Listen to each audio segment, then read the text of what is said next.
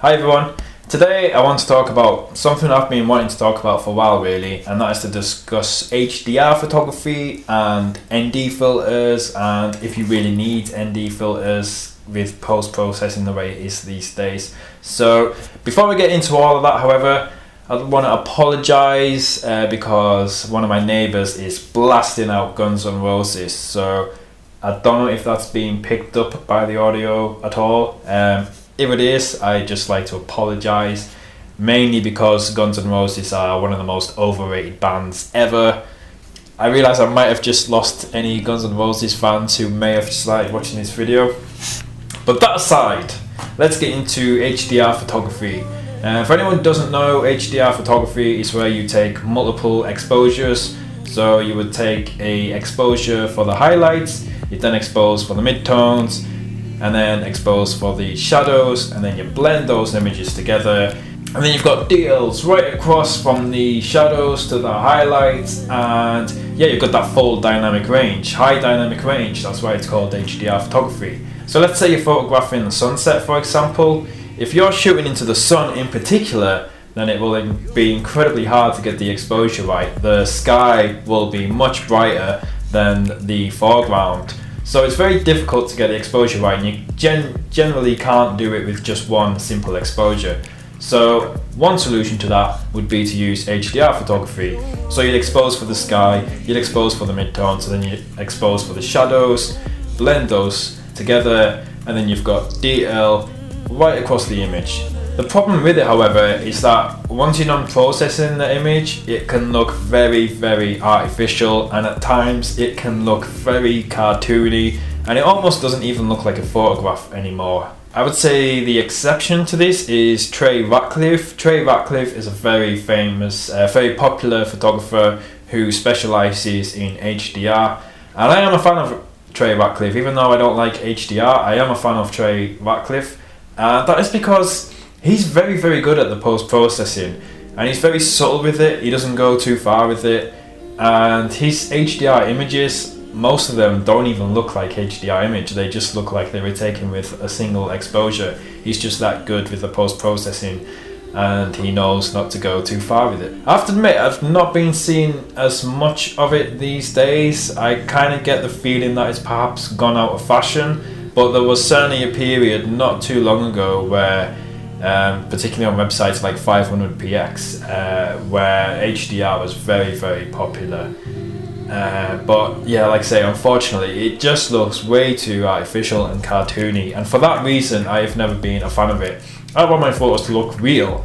I want you to look at my photos and sort of imagine yourself being able to look out into that scene, you know, look at that image and kind of feel like you're there actually looking out into that scene yourself. I think most photographers kind of have that same view. We don't want you to look at, or certainly I don't want you to look at my images and think, well, that just looks like it was created on a computer. That doesn't even look like a photograph. So I'm not a fan of HDR photography. The whole time I've been into photography, generally I haven't been a fan of HDR photography at all because I don't like that over-processed look. However, having said that, I did find myself about a year and a half ago, I did find myself in a phase where I was doing some HDR photography, and yeah, it made me laugh because I always hated it, and yet I found myself doing it, and I was like, how has this happened? How have I found myself doing this? But the reason is because I wanted that dynamic range in my images, and I didn't have filters. One of the reasons for that was because I just didn't want to spend the money on filters, so easy solution was just to take 3 exposures and then blend them together. And I tried to be very subtle with the post-processing. I tried to get them to look as realistic as I could, but that being said, even though I was as subtle with the post-processing as I could get away with, they still looked a bit too artificial. So yeah, it can be easy just to take 3 different exposures and then blend it together in post-processing. But if you are going to do it, then just please don't go too far with the post-processing. I've seen so many HDR photography where people, it's almost as though I don't want to offend anyone here, but it's almost as though some people are kind of overcompensating for the fact that they're not actually a good photographer. So I've seen many photographs where there has been very little thought put into the composition. Sometimes even the subject matter itself isn't even that good, but because they can bring out so much detail in post-processing once they've blended the images, and when you see the before and after, there's such a vivid difference, and I think people get satisfaction from that. I think perhaps that's why it was kind of popular for a while, because people hadn't seen photographs like that before. But that doesn't mean that it looks good.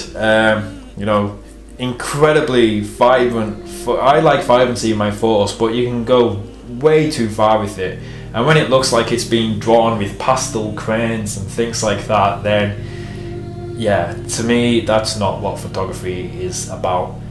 Now, at the end of the day, photography is subjective, and if that's what you want to do and that's what you enjoy, then that's perfectly fine. And yeah, just if it makes you happy, then keep doing it. I'll just get that nice little image back. There we go. But if you want to achieve that dynamic range in your images, and you want lots of detail in the shadows and the highlights, and you're a landscape photographer in particular, and you're photographing sunrises and sunset where it's difficult to get that exposure right, then I would highly encourage you to get yourself some ND filters if you don't already. Now, in Lightroom, of course, you can put those filters in artificially in post-processing after the event, as long as you haven't overexposed the image to the point where you've clipped the highlights, so you're not getting any detail in the highlights anymore. If you clip those highlights, then you'll never ever be able to pull that information back, because there's just no information there. So as long as you are recording that information in the highlights, then yes, you can pull that back in Lightroom using the filters. But for me, I would far rather just get the exposure right in camera when I'm actually experiencing it on the location. For me, it's so much more satisfying. Actually, you know, one of the reasons, the main reason why I love photography is because I love being in the mountains, or I love being in these incredible places and trying to capture it and sort of capture what I'm seeing.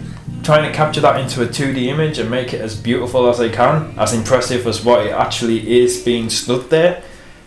And that is so much more enjoyable than sitting at a computer moving some sliders around. So certainly for me anyway, I want to spend less time editing my photos on a computer and more time actually in the field taking photos. So I just pull out one of my grad filters here. So you can see the top part of it is dark, the bottom part is clear. So you slot that in over the lens using the holder, which I'm not going to get out. And then yeah, that obviously darkens the sky so you can get the exposure correct. And for me, using that and being able to view it in camera and being able to capture what I'm actually seeing with my eye, it's so much more satisfying than going home and spending more of my time at home on my computer. So I think neutral density ND filters are hugely important, and yes, you can replicate grad filters in post-processing. I only use it if I have to. To me, like I say, it's much more satisfying getting it right on the field. And you then get into the big stoppers and the little stoppers, and let me pull out my big stopper if I can find it. So this is Lee filters, what they call the big stopper. So you can see it's virtually just completely black, so it blocks out so much light. Well, 10 stops worth of light it actually blocks out. That enables you to take those really long exposures. So I love using those to be able to create more dramatic photos. And other filter which is very common and popular is the polarizer. And this does something that you can't replicate in post-processing. So if you're going to get any filter, then this should be the filter you get for sure, because what this does is a number of things actually. It can add a bit more pop, a bit more colour into the sky, for example. So if you've got a really beautiful blue sky, a few white clouds in it say, often in the camera it can look a bit flat. With a polarizer it brings out more of that colour, and you know, it's not artificial. You're not doing it in post-processing, you're only bringing out the colour that's actually there anyway. You're just helping the camera actually be able to capture it. Another big reason to use a polarizer is it takes away a lot of glare. So if you're photographing water, for example, particular things like wet rocks, it will take away most of that glare. So let's say you're photographing wet rocks, for example. Without the polarizer, those rocks you'll get so much shine, so much glare on the rocks that you're not recording a lot of detail. They almost just look, at times they might just look almost white. With the polarizer one, you're able to capture all that detail in the rocks, all the texture, and yeah, they are great, and that's something you can't replicate in post-processing. And if you've seen photographs of water where the water looks almost transparent, you can see right through it and you can see like the rocks underneath the water, that's usually achieved by using a polarizer, because it takes off that glare, it cuts down on the reflections. So you're taking away the reflections and making the water seem more transparent. So yeah, polarizer is certainly key in landscape photography. So back when I personally, when it was in my HDR phase, that was around the time I went on the travel photography workshop with Brendan Fanson and Jeff Bartlett in Peru, and they were trying to, both of them was very strongly trying to encourage me to get away from HDR photography and start using filters instead.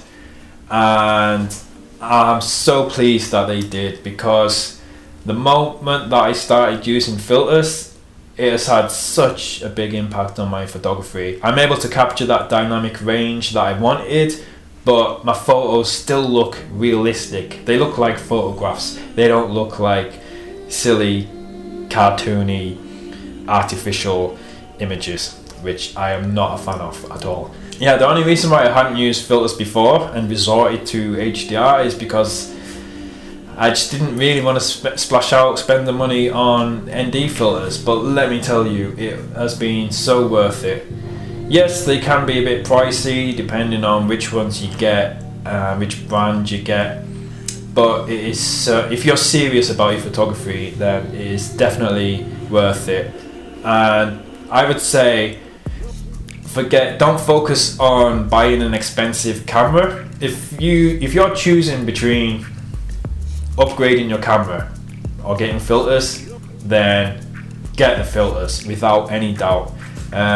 Even if you have to sell your camera and get a cheaper camera, if it means you can buy filters, you should definitely get filters. I think they will make the biggest difference to your photography than just getting a more expensive camera and hope that that will make your images better, because it will not. So yeah, that's it. I hope this video has convinced you and shown you how important ND filters are in landscape photography. And I hope if you don't already have some, I hope this has convinced you that if it's a choice between ND or HDR, get the filters.